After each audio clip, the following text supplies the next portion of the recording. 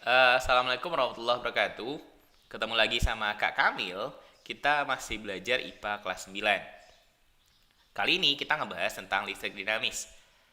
Pada bagian listrik dinamis, ada beberapa materi yang nanti akan kita bahas. Yang pertama ada arus listrik, kemudian ada penghantar listrik, dan dua materi ini udah kita bahas pada video pertama. Berikutnya nanti ada rangkaian listrik, lalu kemudian ada daya dan energi listrik, lalu nanti ada perhitungan tagihan listrik, terus terakhir nanti ada pembangkit listrik. Nah, di video kali ini, di video kedua ini, kita akan ngebahas tentang rangkaian listrik. Namun sebelumnya, kalau kalian belum nonton video pertama, tonton dulu video pertamanya tentang listrik dinamis yang ngebahas arus listrik dan penghantar listrik agar nanti bisa benar-benar paham. Oke? Seperti yang udah kita bahas sebelumnya, kalau kita punya dua buah benda yang berbeda muatan, yang satu bermuatan positif dan yang satu lagi bermuatan negatif. Yang bermuatan positif itu memiliki potensial listrik yang tinggi. Semakin banyak muatan positifnya, semakin tinggi potensial listriknya. Sementara yang bermuatan negatif itu memiliki potensial listrik yang rendah. Semakin banyak muatan negatifnya, maka akan semakin rendah potensial listriknya.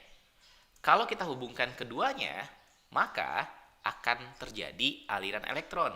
Elektron mengalir dari yang muatan negatif ke muatan positif. Yang muatan negatif ini nanti kita sebut sebagai kutub negatif, sementara yang bermuatan positif itu nanti kita sebut sebagai kutub positif. Elektron mengalir dari kutub negatif menuju kutub positif. Sementara arus listrik itu mengalir dengan arah sebaliknya, mengalir dari kutub positif menuju kutub negatif. Untuk membuktikan adanya aliran elektron ataupun aliran arus listrik ini, kita bisa membuat sebuah rangkaian listrik sederhana. Dan rangkaian listrik sederhana hanya membutuhkan 3 alat utama. Yang pertama, kita butuh sumber listrik. Contohnya adalah baterai atau aki. Apa fungsinya? Sumber listrik itu berfungsi sebagai penghasil beda potensial atau penghasil tegangan listrik. Nama lain beda potensial adalah tegangan listrik, yang biasanya dilamakan nanti dengan V. Nah, pada baterai ini, kutub positifnya itu berada pada bagian atas. Bagian yang menonjol ini itu kita sebut sebagai kutub positif.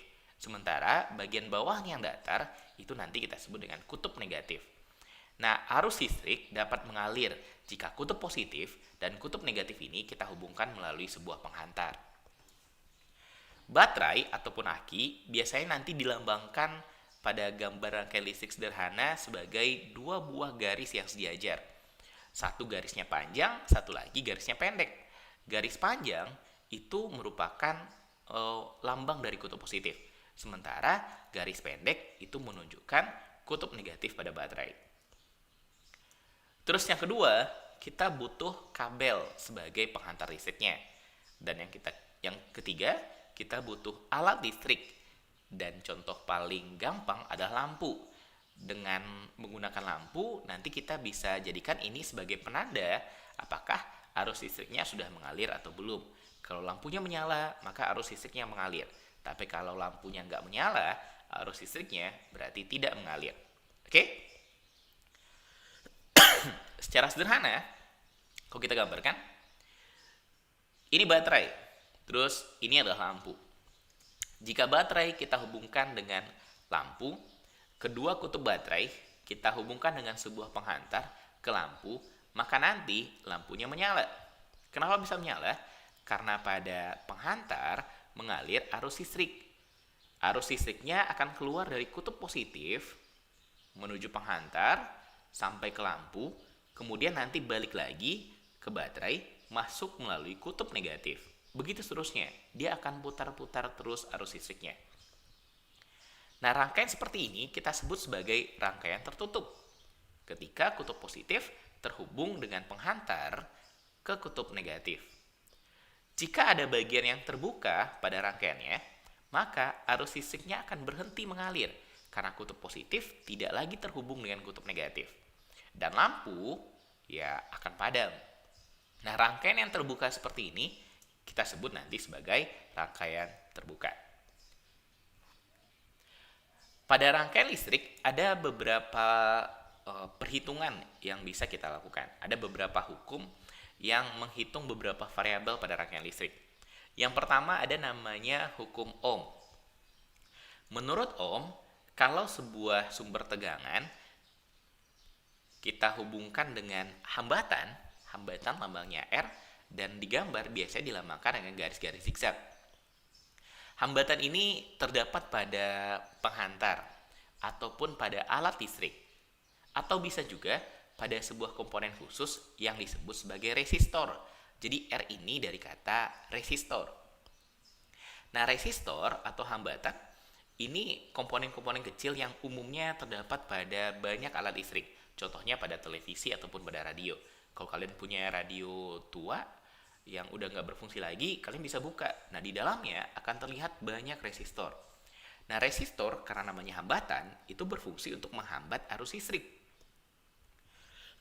Kalau kita hubungkan resistor atau hambatan dengan kedua kutub baterai, maka akan timbul aliran arus dari kutub positif, keluar dari kutub positif, lalu kemudian keliling menuju hambatannya, terus masuk lagi ke kutub negatif.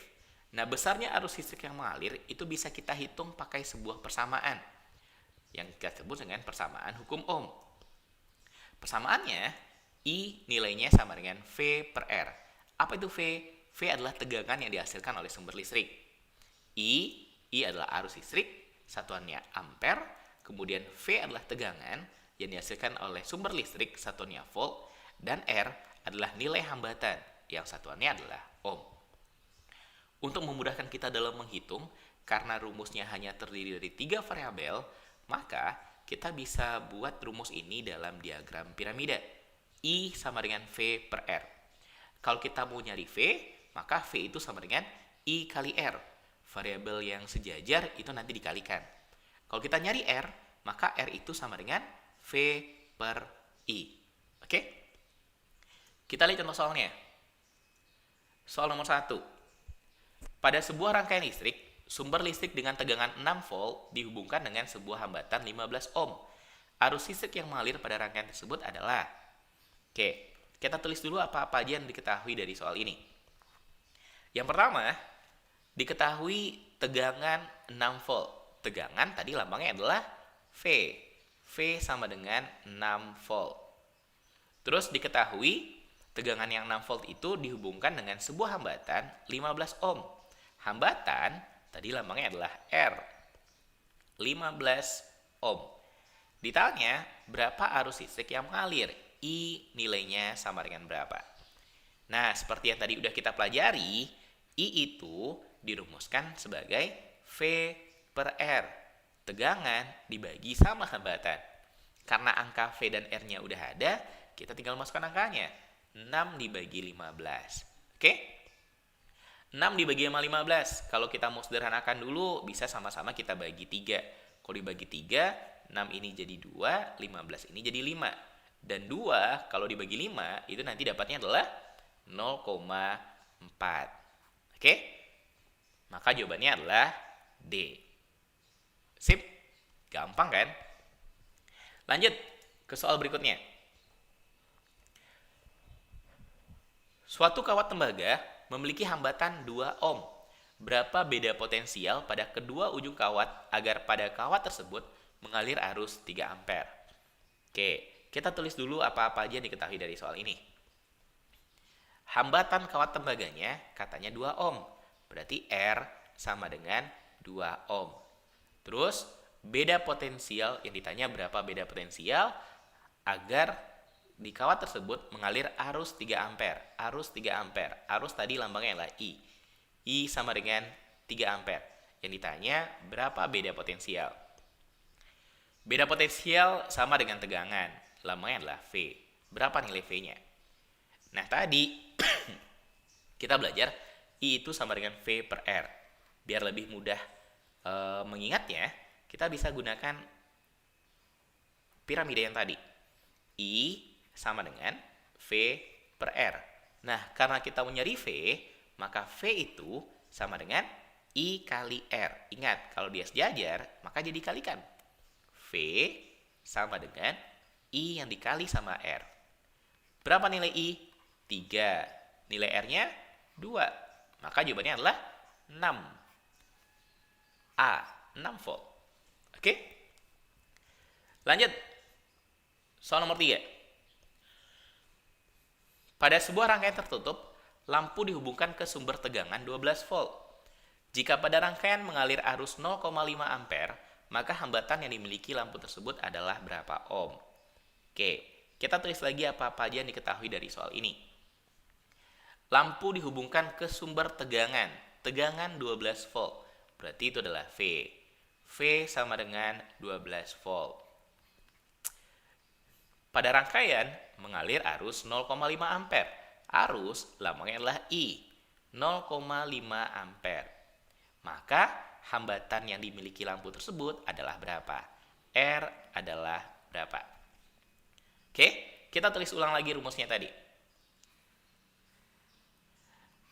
Pada diagram piramida yang tadi kita tulis, kan tadi I sama dengan V per R. Nah, kalau kita mau nyari R, maka R ini itu sama dengan V per I. V-nya di atas, I-nya di bawah. Berarti V per I. R sama dengan V per I. Berapa nilai V? 12. Berapa nilai I? 0,5. Berapa 12 dibagi 0,5? Nanti dapatnya 24 ohm. Oke? Kalau ada yang kesulitan cara membagi ini, 0,5 itu bisa kita ubah jadi pecahan biasa. 0,5 itu sama aja dengan setengah, 1/2. Oke? Jadi bisa juga nanti kita hitung 12 dibagi 1/2. Nah, ingat aturan dalam pembagian pecahan. Kalau kita bagi dengan pecahan, maka bisa kita ubah jadi kali. Tapi kali dengan kebalikan penyebutnya ini. 1/2 kalau dibalik jadi berapa? 2/1. 12 kalau dikali 2/1 dapatnya berapa? 24. Oke? Maka jawabannya adalah C. Sip. Nah, selanjutnya tadi kita ngebahas hukum Ohm. Berikutnya ada yang disebut sebagai hukum Kirchhoff. Persamaan yang disebut dengan hukum Kirchhoff. Pada sebuah rangkaian, tadi kita belajar rangkaian ini, ada sumber tegangan, ada hambatan. Kalau dihubungkan, maka nanti akan ada arus listrik yang mengalir. Nah, kita bisa saja menemukan rangkaian yang bentuknya tidak sederhana ini. Bisa saja nanti bentuknya lebih rumit. Hambatannya ada beberapa buah, nanti ada hambatan yang disusun secara seri, ada hambatan yang disusun secara paralel. Ada titik-titik percabangan yang nanti bisa saja kita temukan dalam rangkaian listrik. Nah, contohnya misalkan ini. Ini ada sebuah titik yang dari titik ini ada 5 buah kabel penghantar, kawat penghantar yang masing-masing memiliki I yang berbeda-beda. Nah, hukum Kirchhoff membahas titik percabangan ini, membahas arus yang masuk atau yang keluar pada titik percabangan. Menurut Kirchhoff, pada titik percabangan, pada setiap titik cabang yang berada pada rangkaian, itu berlaku sigma I masuk sama dengan sigma I keluar. Apa itu I? I adalah arus. Terus apa itu sigma? Sigma ini berarti jumlah. Oke? Sigma bahasa lainnya adalah jumlah.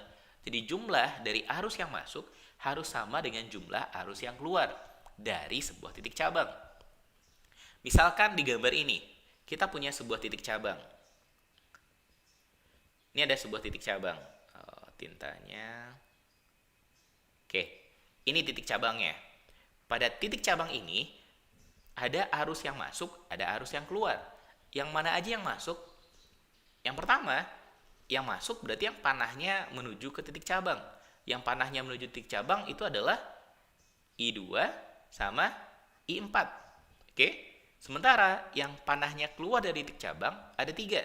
Ada I1, kemudian ada I3, kemudian ada I5.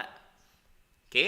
Nah, sesuai dengan persamaan hukum Kirchhoff, kalau kita uraikan I pada gambar ini, maka nanti nilai I2 tambah I4 yang merupakan I yang masuk, oke, Jadi I2 dan I4 ini adalah I yang masuk. Ini adalah I 2 dan 4 ini adalah I yang masuk. I masuk. Sama dengan I yang keluar. I yang keluar dari titik cabang ada 3. I1, I3, sama I5. I1 tambah I3 tambah I5 ini sama dengan I yang keluar. Nah, persamaan ini kita sebut nanti sebagai hukum Kirchhoff. Persamaan antara I1, I2, I3 atau seterusnya bisa berbeda-beda tergantung dari gambarnya. Untuk gambar ini, I masuk sama dengan I keluarnya, nanti persamaannya menjadi ini. Oke? Kita lihat contoh soalnya. Nomor 1. Perhatikan gambar berikut. Nah, ini gambarnya juga ada 5 I yang masuk atau keluar dari titik cabang. Yang ditanya, berapa nilai dari I5? Sesuai dengan hukum Kirchhoff tadi, sigma I masuk atau jumlah I yang masuk ke dalam titik cabang harus sama dengan jumlah I yang keluar. Coba kita lihat dulu I yang masuk ke dalam titik cabang. Dari semua I, dari 5 I yang ada di sini, yang panahnya masuk ke titik cabang, itu yang mana aja? I1 masuk, kemudian I4 itu juga masuk. I2, I3, sama I5-nya keluar. Panahnya keluar dari titik cabangnya. Oke? Jadi sigma I masuk ada 2 buah. Ada I1 tambah I4. Oke? Yang keluar ada 3. Ada I2, lalu kemudian ada I3, terus nanti ada I5. Nah, kita tinggal masukkan angka masing-masingnya. I1 nilai 3 ampere. I4 nilainya 5 ampere. Jadi 3 tambah 5. Sama dengan I2 nilainya 1 ampere. I3 nilainya 3 ampere. Ditambah I5. Nah, kalau kita jumlahkan, 3 tambah 5 berapa? 8. 1 tambah 3, 4 ditambah I5. 8 itu sama dengan 4 tambah I5. 4 tambah berapa yang hasilnya 8? Ya 4 tambah 4. Jadi I5 nilainya sama dengan 4. Oke? Atau boleh juga untuk menghitung I5, 4-nya kita pindahkan ke kiri. Pindah ruaskan. Jadi I5 sama dengan 8 kurang 4. 8 kurang 4 sama dengan I5. Berapa nilai 8 kurang 4? 4. 4 sama dengan I5. Oke? Contoh berikutnya. Perhatikan gambar berikut. Yang ditanya, berapa nilai I4 dan I5? Nah, di gambar ini, titik percabangannya nanti ada 2 buah. Titik percabangan pertama ada di kiri. Ini titik percabangan yang pertama. Kita anggap ini titik A. Terus ini titik percabangan yang kedua. Ini titik B. Di masing-masing titik ini ada 4 penghantar yang masuk atau keluar dari titik. Oke? Yang pertama, kita lihat titik A dulu. Pada titik A, ingat persamaannya, sigma I masuk atau jumlah I yang masuk ke dalam titik cabang sama dengan jumlah I yang keluar. Nah, sekarang lihat pada titik A. Dari titik A, kalau kita lihat panahnya, maka yang masuk itu yang mana? Cuma ada I1 yang masuk. Yang di atas panahnya ke kanan, berarti keluar dari A ini. Keluar, lalu kemudian ke kanan. Ke atas, lalu ke kanan. Dari I3 juga ke kanan. Kalau I4 ke bawah, lalu kemudian dia mengalir ke kanan. Oke?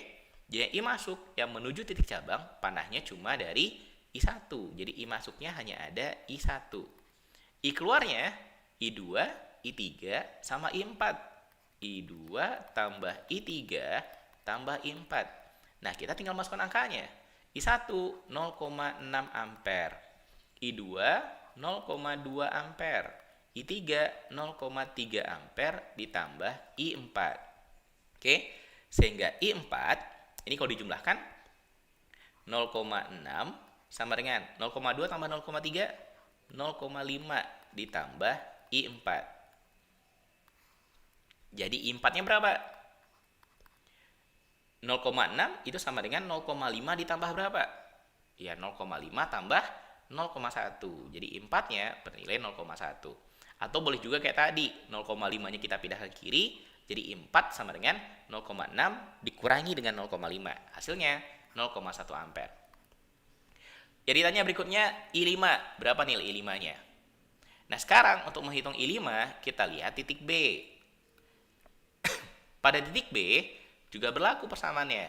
Jumlah I yang masuk sama dengan jumlah I yang keluar. Nah, I masuk pada titik B, yang masuk ke titik B ada 3. I2 ini kepanahnya kanan, berarti nyampe di sini dia ke bawah, masuk ke B. I3 ke kanan, masuk ke B. I4 ke kanan, terus kemudian dia ke atas, masuk juga ke B. Berarti I masuknya ada 3. I2 tambah I3 tambah I4. Sama dengan I keluarnya I5. I2 tambah I3 tambah I4. Kita masukkan angkanya. I2 0,2. I3 0,3. I4 tadi udah kita hitung 0,1. Sama dengan I5. Nah, kalau kita jumlahkan semuanya, kita dapat I5 itu nilainya sama dengan 0,6. Oke? Jadi I5 nilainya sama dengan I1. Paham? Sip. Oke, kita cukupkan video listrik dinamis yang kedua ini.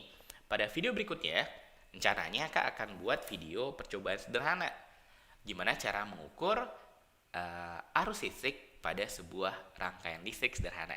Kita akan buat rangkaian listrik sederhana dari baterai, dari resistor ataupun dari lampu, dan menggunakan sebuah kabel atau penghantar. Oke, terima kasih. Mudah-mudahan paham. Mudah-mudahan video ini bermanfaat. Assalamualaikum warahmatullahi wabarakatuh.